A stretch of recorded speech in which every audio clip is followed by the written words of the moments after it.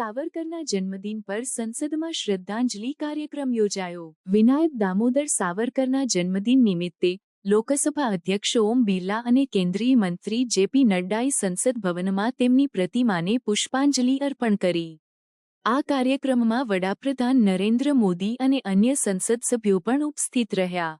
આ શ્રદ્ધાંજલિ કાર્યક્રમ નવી સંસદ ભવનના ઉદ્ઘાટન સાથે સંકલિત હતો, જે 28 મે 2025ના રોજ યોજાયો હતો।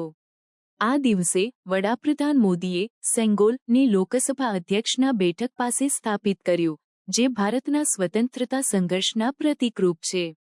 વિનાયક દામોદર સાવરકર, જેમને વીર સાવરકર તરીકે ઓળખવામાં આવે છે, ભારતના સ્વતંત્રતા સંઘર્ષના મહાન યોદ્ધા અને વિચારક હતા।